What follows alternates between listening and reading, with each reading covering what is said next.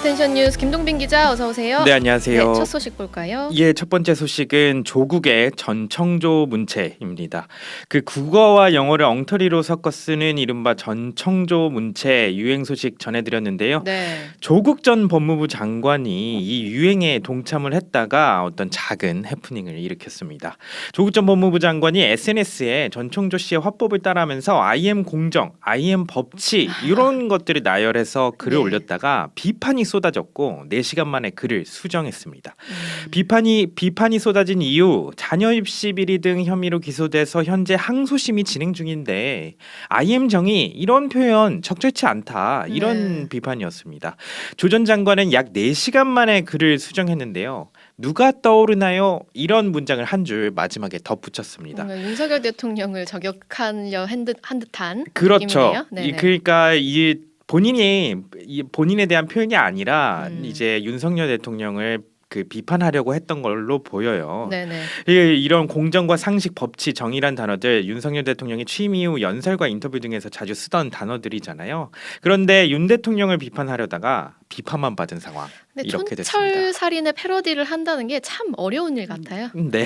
두 번째 소식 볼까요? 예, 다음 소식은 서울 아파트 매물 8만 건입니다. 서울의 아파트 매물이 8만 건 이상 쌓인 것으로 나타났습니다.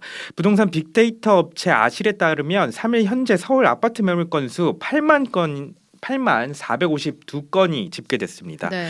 매물 건수가 8만 건 넘은 거는 아실이 관련 통계를 집계한 2021년 4월 이래 가장 많은 수치라고 하는데요.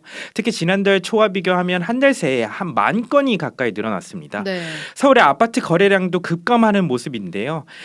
지난 4월에서 9월 사이 3,000건을 웃돌던 아파트 거래량 지난달 1,000여 건으로 절반 이상 줄었습니다. 이 때문에 시장이 관망세로 돌아섰다는 분석에 무게가 실리는데요. 그런데 가격이 떨어져야 될 거잖아요. 이상한 건 왜 가격 안 떨어지느냐? 한국부동산원에 따르면 서울 아파트 가격은 10월 5주째 24주 연속 상승하고 있습니다.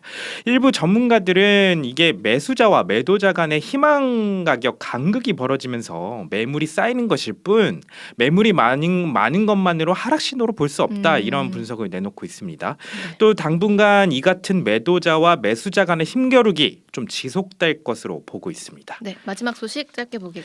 예, 마지막 소식은 수천만 원 단합대회 여는 충남 기초의원들입니다. 충남도 내 기초의원들이 단합대회 비용에 수천만 원의 혈세를 쓰는 것으로 드러나 논란입니다.